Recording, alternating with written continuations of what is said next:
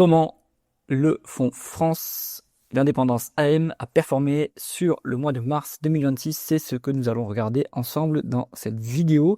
Si vous aimez mon contenu, vous pouvez le partager sur vos réseaux, mettre un pouce vers le haut à cette vidéo. Vous pouvez également devenir membre de la chaîne en cliquant sur le bouton rejoindre. Vous aurez accès en avant-première à toutes les vidéos. Comme chaque mois, je mets à jour le suivi du fonds France d'indépendance AM. De quoi s'agit-il? C'est un PCVM qui est spécialisé dans les plutôt small and mid cap françaises, avec quand même quelques actions zone euro, et basé sur une stratégie quality value qui a été théorisée et même mise en pratique par William Higgins. Alors, la performance du fonds sur le mois de mars, je rappelle qu'on a le rapport en avril, enfin on a le rapport en N pour le mois précédent à chaque fois. Donc ici, on n'a pas encore complètement l'impact de la hausse des prix du pétrole, mais un petit peu quand même. Et donc il y a beaucoup de valeurs pétrolières dans ce fonds, puisque c'est quand même un secteur qui est assez value en ce moment. Enfin, ça fait quand même des années que c'est value le secteur pétrolier. Et donc dès qu'il y a une hausse des hydrocarbures, hop, ça permet de performer. On va avoir un contre-coup, attention, préparez-vous à ce que sur le rapport d'avril, vous voyez une forte chute des valeurs pétrolières, puisque là maintenant on a le pétrole qui commence à corriger sérieusement. Au niveau de la performance, sur le mois on fait moins 7%, d'accord? Oui, il n'y a pas que des valeurs pétrolières, donc le reste a souffert quand même. Bon, on baisse moins que l'indice de référence. Après, on est sur... Alors, depuis le début de l'année, pareil, on baisse moins que l'indice de référence. C'est pas très intéressant de regarder aussi court terme. Ce qui commence à être intéressant, c'est peut-être au-delà de 5 à 6 mois. Allez, on va dire sur 5 ans. 3 à 5 ans, pardon. Donc, on est sur 40%, alors que l'indice de référence est à 7%. Et que le CAC, par contre, est à 44% sur 5 ans. On a eu une anomalie sur la période. Il y a des... C'est prouvé, c'est montré dans le livre What Works on Wall Street, qui est mentionné souvent par William Higgins, c'est qu'il y a des périodes qui peuvent être assez longues, 5 à 10 ans, sur lesquelles les stratégies value ne marchent pas. Ça a été le cas sur les 5 dernières années, voire même 10 dernières années. Mais depuis 10 ans, vous voyez, on surperforme le CAC 40. Et puis depuis la création, on atomise le CAC 40. Le fonds a déjà 30 ans, donc sur la durée, cette stratégie value, quality value, quand même surperforme. Donc, on est sur une bonne performance. Le commentaire de gestion de ce mois-ci, ils nous disent le fonds a cédé 7%, déclenchement de la guerre en Iran, hop. Du coup, ils n'en parlent pas, mais les valeurs de pétrole en ont bien profité. D'ailleurs, ils se sont renforcés sur Vår Energi, qui est une valeur pétrolière norvégienne de mémoire. Donc, on est sur, on va dire, un impact quand même du conflit et qui est atténué à mon avis grâce aux valeurs pétrolières qui sont détenues dans le fonds. On regarde les caractéristiques du fonds, je corrige ça, hop. On est sur donc bien un fonds France, 86% des valeurs sont françaises, sont cotées en France. Après on a quand même quelques petites valeurs, une petite poche qui sont hors France. On est sur un fonds qui est plutôt mid en réalité plus que small, parce que vous voyez 63% de la tapis, 63% des tapis sont dans le 1 à 10 milliards d'euros, donc plutôt des valeurs, plutôt des tapis mid-cap, et ce qui est bien parce qu'en réalité, les small ont moins de flux que les mid-cap, et donc il y a moins d'expansion de multiples. Donc c'est pour ça que c'est bien d'avoir plus des mid-cap que des small-cap.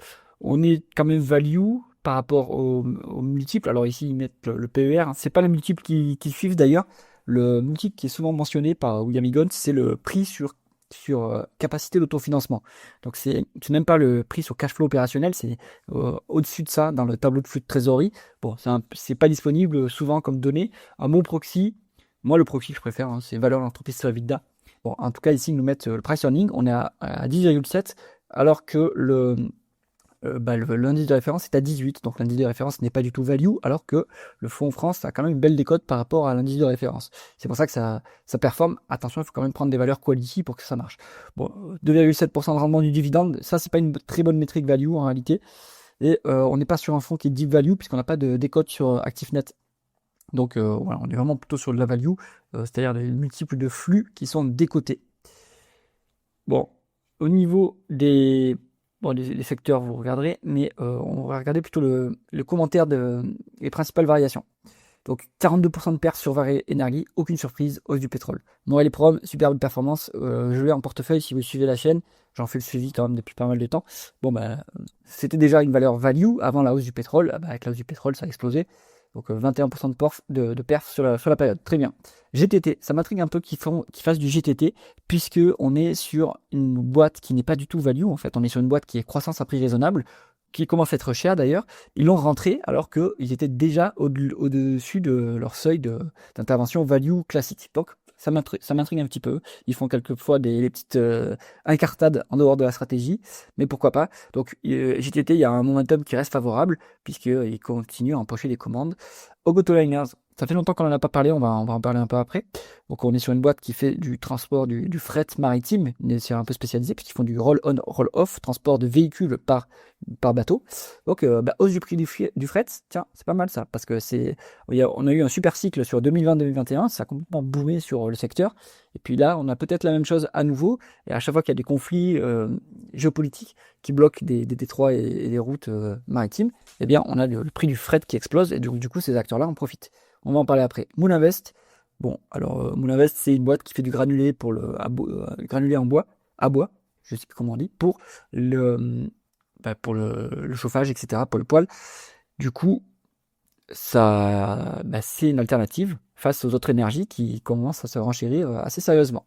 Bon, pas de surprise pour les sous-performeurs, hein, puisque quand vous êtes dans une phase de tension géopolitique, ce sont les boîtes plutôt tourisme ou de compagnies aériennes hein, qui souffrent. Alors TUI, ils ont leur propre compagnie aérienne puisqu'ils sont verticalement intégrés, donc du coup, ils se prennent une tolle, évidemment, à cause de la hausse du prix des hydrocarbures, donc moins 18, Compagnie des Alpes, un peu la même idée, ça m'intrigue un petit peu. Pourquoi est-ce qu'ils sont emportés par ce phénomène-là? Parce que, oui, le prix des carburants va faire qu'il y aura moins de visiteurs dans les parcs, mais ils ne sont pas du tout exposés à la zone géographique qui est en conflit. Bon, pourquoi pas, d'accord? Ils sont impactés, à mon avis, aussi par le fait qu'il y aura moins de tourisme à cause du prix du carburant.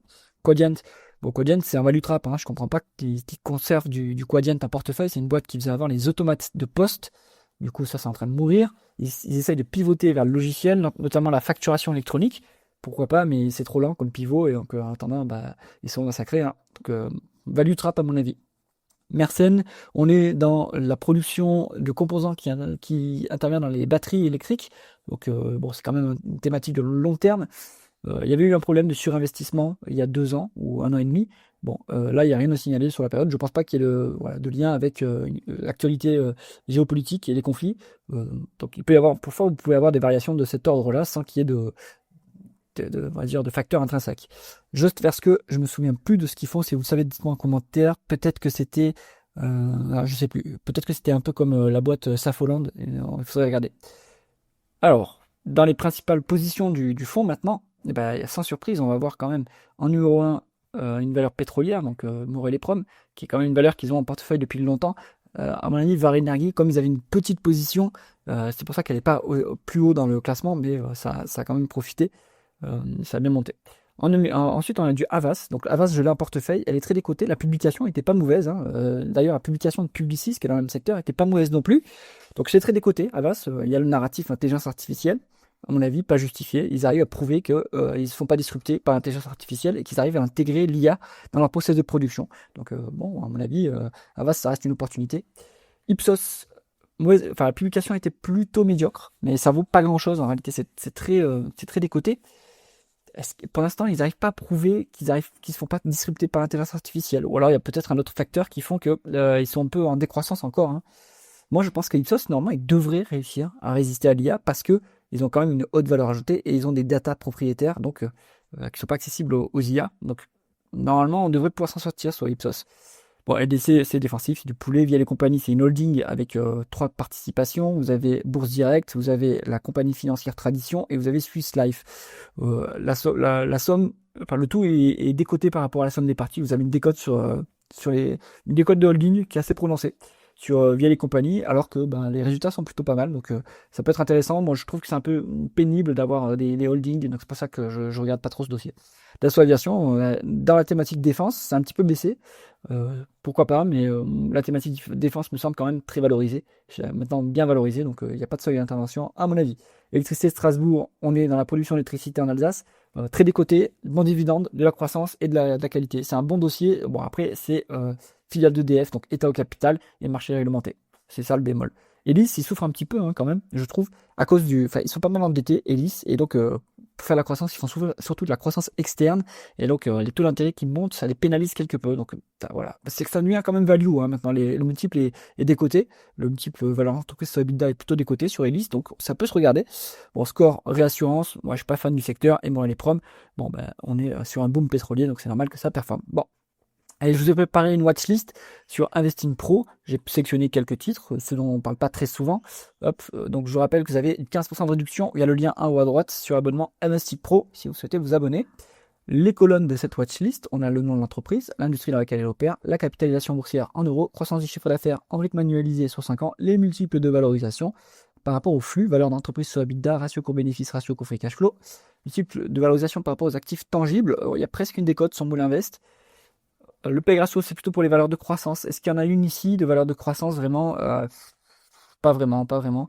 Du coup, on va pas regarder ce PEG ratio. Le rendement des capitaux investis, la rentabilité opérationnelle, le rendement des fonds propres, ça c'est la rentabilité financière, le levier en termes de dette nette sur EBITDA et en termes de dette nette sur fonds propres. Il y a des boîtes quand même, une compagnie des Alpes, c'est un peu endetté quand même. Hein. Rendement du dividende, s'il y en a un, il y en a un, sans sur Autoliner, tiens, ils ont coupé. On va en parler après. Et le payout ratio en termes de free cash flow, ce qui vous donne la proportion de free cash flow versé en dividende. Au-delà de 100%, vous vous endettez, la boîte s'endette pour verser le dividende, ce qui n'est pas très sain à long terme. Allez, dans cette sélection, j'ai trié par market cap. Le premier dossier, c'est Vår Energi. On est sur une boîte qui est norvégienne, on est dans le pétrole et le gaz. Donc, évidemment, boom pétrolier en ce moment. C'est une boîte qui est très décotée. On est à 2,7 fois la valeur d'entreprise sur EBITDA. Ça vaut rien. Je ne sais pas pourquoi les pétrolières norvégiennes sont encore plus décotées que les pétrolières d'Europe occidentale. C'est bien, hein. Alors qu'on est sur des boîtes, c'est bien géré, c'est solide.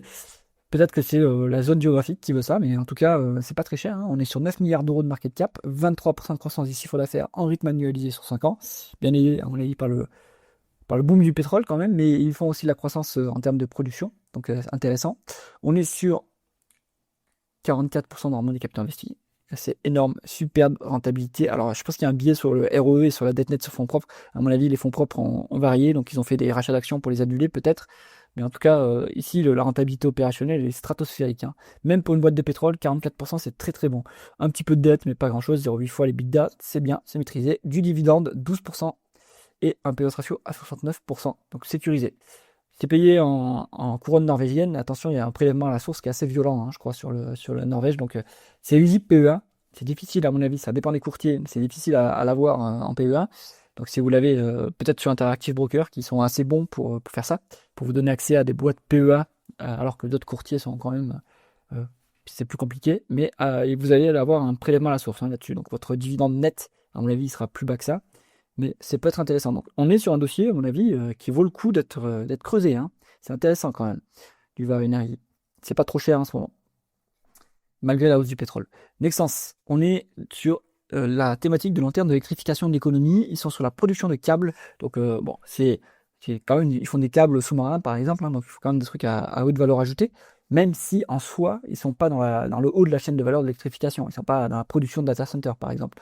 Mais bon, c'est quand même sur cette thématique de long terme, c'est pour ça que j'aime bien ce dossier. On est sur 6 milliards d'euros de market cap, 6% de croissance du chiffre d'affaires en rythme annualisé sous 5 ans. Bonne croissance solide. Bon, ça commence à être cher en fait du Nexans. On est à 10 en valeur d'entreprise sur EBITDA. C'est pas value, c'est encore raisonnable. Mais c'est pas un niveau d'intervention à mon avis. Si on en a, on peut se laisser porter. Mais je pense que ça vaut pas le coup de renforcer ni d'ouvrir une position.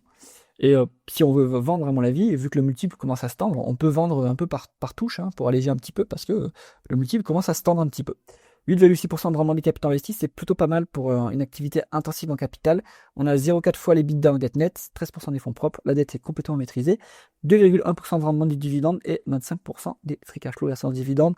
Donc ça, c'est un petit dividende qui est intéressant. Ce dividende va continuer à monter, à mon avis, puisque vu qu'on a un payout ratio qui est plutôt faible. Nexans, j'apprécie le modèle d'affaires. Maintenant, la TSVM, le seuil d'intervention me semble pas bon actuellement, donc je pense que pour l'instant, il vaut mieux mettre ça en watchlist. The Navigator Company, c'est une boîte qui est portugaise. Ils sont verticalement intégrés dans la papeterie, donc en fait, ils ont leur propre forêt. Ils exploitent leur propre exploitation forestière et ensuite ils font les produits, la pâte à papier, etc. Donc c'est intéressant parce que c'est quand même en croissance, 7,3% de croissance du chiffre d'affaires en rythme annualisé sur 5 ans. Est-ce que c'est de la croissance externe? Il faudrait regarder. Parce que la papeterie, etc., c'est complètement mature, hein, c'est en train de tomber comme métier. 2 milliards d'euros de market cap, c'est pas exactement value à nouveau. Hein. On a 9 en valeur de l'entreprise sur EBITDA. La rentabilité est pas tip top. On est à 7% de rendement du capital investi. Bon, c'est limite hein, niveau création de valeur. La création de valeur, ça se mesure avec le ROIC moins le coût moyen pondéré du capital. Et donc, si ce spread est positif, tout investissement sur ce spread positif, c'est-à-dire que vous avez des projets qui vous permettent d'avoir un ROIC qui est supérieur au coût moyen pondéré du capital, bah, ça va créer de la valeur pour les actionnaires. Et donc, normalement, à multiples constants, vous allez avoir une progression du cours de l'action. À 6,7%, c'est limite. Hein. Un coût moyen pondéré du capital classique en Europe, c'est 6,5-7%. Donc là, on est un peu ric-rac niveau création de valeur. 2,4 fois les l'EBITDA en dette nette, 59% des fonds propres. Donc il y a un petit peu de dette. Ça me fait penser qu'ils ont fait une acquisition récemment en fait. C'est pour ça qu'il y a de la croissance. On est à 7,4% de rendement du dividende, c'est copieux, mais en termes de free cash flow, attention, c'est bien au-delà de 100%. Donc ils se sont un peu endettés pour verser ce dividende. Pourquoi les free cash flow sont bas comme ça et pourquoi le price free cash flow est élevé? Il faut regarder, c'est soit le BFR qui a dérapé, ça c'est mauvais signe, parce que ça veut dire que vous avez des stocks qui s'accumulent, par exemple, ou alors que vous avez un compte fournisseur qui se réduit et votre compte client, votre compte fournisseur augmente et votre compte client se réduit. Et donc là, pas top. Ou alors ça va être du CAPEX qui a été passé pour la croissance future. Dans ce cas-là, s'il y a la croissance future, c'est pas bête de faire des CAPEX. Donc il faut regarder pourquoi ces free cash flow sont aussi bas. Bon, je ne vois pas d'opportunité d'investissement sur ce dossier non plus. Ça me semble un peu chèrement valorisé, la qualité moyenne, et puis il n'y a pas de free cash flow. Donc bof. Ogoto Liners. Donc, on est dans le roll-on, roll-off. Société norvégienne qui, donc du coup, transport de véhicules par bateau. Dès qu'il y a le prix du fret qui explose, on en bénéficie. William Bigon, ça a fait un carton en 2020-2021 sur ce dossier-là. À nouveau, je pense que ça peut performer. Hein. 2 milliards d'euros de market cap, on a 14% de croissance du chiffre d'affaires en rythme annualisé sur 5 ans. C'est hyper cyclique, donc il ne faut pas se fier à ce chiffre de croissance. Au niveau des multiples, c'est pas très cher. On est à 6 en valeur d'entreprise sur EBITDA, 5 en PE, 9 en price to free cash flow. De mémoire, en 2020, il y avait une décote sur actif tangible quand même. Là, il n'y a plus de décote du tout. Dommage. Donc il n'y a pas cette marge de sécurité. On est sur un mois de capital investi qui est à 21%. Très très bon. Et on est à une fois l'EBITDA en dette nette, 49% des fonds propres, c'est maîtrisé, pas de dividendes déversés. Donc ce qu'ils font en fait, ce qu'ils ont fait en tout cas dans le cycle précédent, c'est que comme la rentabilité a explosé et qu'ils n'avaient pas vraiment d'opportunité de réinvestissement, ils ont fait un dividende énorme avec 30% de rendement de mémoire. Donc là, c'est pas interdit que ça se passe à nouveau de la même façon sur les quelques prochaines années. Donc à mon avis, le cycle qu'on va avoir là, il va être quand même plus court que le cycle précédent, puisque le conflit géopolitique est quand même déjà un peu tassé là. Donc il y a peut-être quand même une opportunité d'investissement au niveau des multiples. On voit que c'est quand même pas très cher. Hein, et que du coup, pour l'instant, ils se remettent à gagner un pognon de dingue. Donc Ogotoliner, ça se creuse quand même. Allez, ensuite on se met sur Alten. ESN, donc les ESN, elles souffrent toutes, sans exception, du narratif intelligence artificielle qui va venir casser leur activité. C'est pas si certain que ça. Il y en a qui vont pouvoir en bénéficier en intégrant l'intelligence artificielle dans leur process. Donc Alten, est-ce que c'est le cas? Il faut regarder. Est-ce qu'ils arrivent à maintenir les effectifs stables tout en ayant de la croissance, ce qui voudrait dire expansion des marges? Ça serait intéressant. 2 milliards d'euros de market cap, 12% de croissance du chiffre d'affaires en rythme annualisé sur 5 ans. Ça, c'est la croissance externe surtout.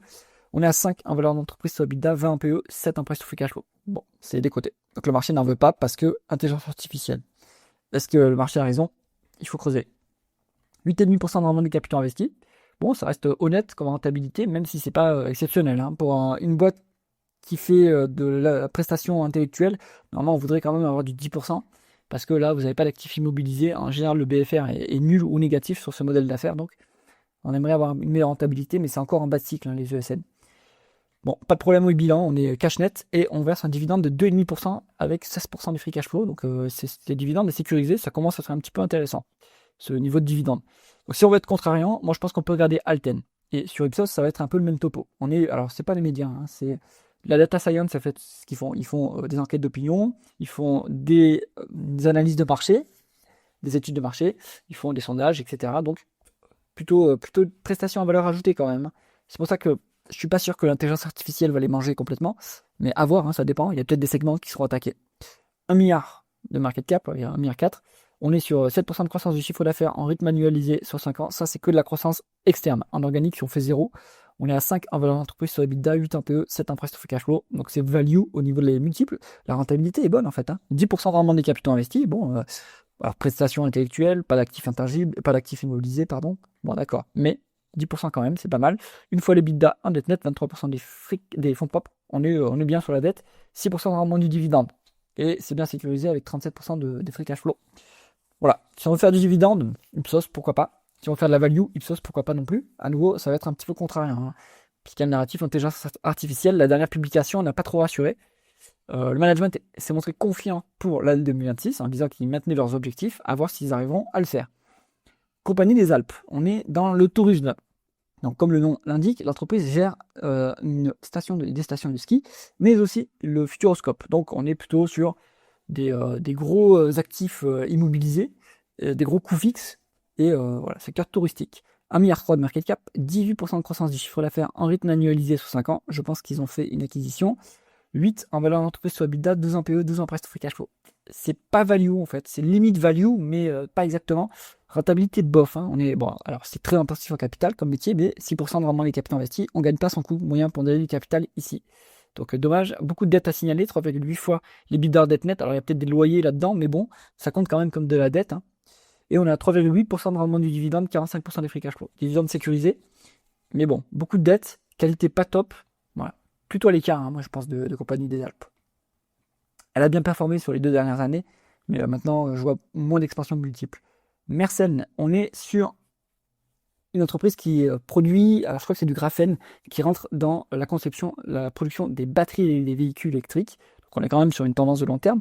674 millions d'euros de market cap, 7% de croissance du chiffre d'affaires en rythme annualisé sur 5 ans, 7 en valeur d'entreprise sur EBITDA. Value, c'est value, on est sur 6% de rendement des capitaux investis, on n'est pas qualité, enfin limite niveau qualité là quand même, hein. Limite, hein. 2,4 en termes de dette nette sur EBITDA, il y a un petit peu de dette, 57% des fonds propres, 3,2% de rendement du dividende et 39% des free cash flow. Le dividende est sécurisé. C'est value, mais on souffre un peu niveau qualité. Peut-être qu'il faut se mettre de côté et aller mettre ça en watchlist et attendre que la rentabilité s'améliore pour ce dossier. Là, je pense que c'est un peu limite. Delta Plus Group, on est dans un leader mondial de la production d'équipements de protection individuelle pour donc les chantiers en fait. Donc c'est corrélé quand même, on va dire, au cycle d'infrastructure et cycle résidentiel. On est à 308 millions d'euros de market cap, 6% de croissance du chiffre d'affaires en rythme annualisé sur 5 ans. C'est pas value non plus, on est à 10 en valeur d'entreprise sur EBITDA. Donc pas value, 7,2% de rendement des capitaux investis. Limite, niveau rentabilité, bon, ça va, on va dire au-dessus de 7%, pourquoi pas. Beaucoup de dettes à signaler, en fait, hein. 3,3 fois les bidas en dette nette, c'est un peu lourd. 62% des fonds propres, bon. Il y a un dividende à 2,6%. On ne sait pas si c'est soutenable, il n'y a pas les free cash flow. Bon, je pense qu'il n'y a pas d'intervention. De niveau d'intervention à ce niveau, on est un peu cher. C'est pas value pour autant ici, là, hein. Moulinvest, on est sur une entreprise qui est spécialisée dans la production de granulés de bois. On est sur une micro-cap, hein. Attention à la liquidité sur ce dossier. 71 millions d'euros de market cap, 8% de croissance du chiffre d'affaires en rythme annualisé sur 5 ans, 5 en valeur d'entreprise sur EBITDA. Pour moi, c'est value ce dossier, mais la qualité est au ras des pâquerettes. Pour l'instant, on a 3,8% de rendement des capitaux investis. Bof. Il n'y a pas de dette à signaler, ça va. Un petit dividende, mais bon, ouais. En fait, non. Il manque la qualité là. Il manque la qualité, donc Moulinvest, non. Il va falloir attendre. En fait, la rentabilité va monter si le prix du bois commence à remonter. Mais pour l'instant, c'est pas le cas. Donc, qu'est-ce que je garderai là-dedans? Je pense qu'on peut faire du VAR, hein. C'est pas mal. Attention à la retenir à la source quand même. Et voyez si vous y avez accès sur PEA via votre courtier. Sinon, trouver votre courtier qui est quand même... voilà, non, je pense qu'Interactive Brokers sont pas mal pour ça. Nexens, c'est pas mal aussi. Et à quoique, pardon. Nexens, c'est trop cher pour l'instant, pardon. Plutôt, on va mettre du Hog Autoliner. Attention, quand même, c'est cyclique, hein, mais bon, il y avait moyen de faire de l'argent sur le cycle précédent. Je pense que ça va être le cas sur ce cycle-là. C'est pas un conseil en investissement, évidemment. Alors, Alten, moi, je suis contrariant, hein, je pense que Alten, c'est intéressant. Moi, j'ai du Havas en portefeuille. Je pense que c'est aussi emporté dans le narratif intelligence artificielle. Donc, Alten Ipsos, moi, je pense que ça se regarde, hein, même si voilà, le marché n'en veut pas. Et c'est à peu près tout dans cette sélection. J'espère que cette analyse vous a intéressé. Si c'est le cas, mettez un pouce vers le haut et pensez à vous abonner à la chaîne. À bientôt.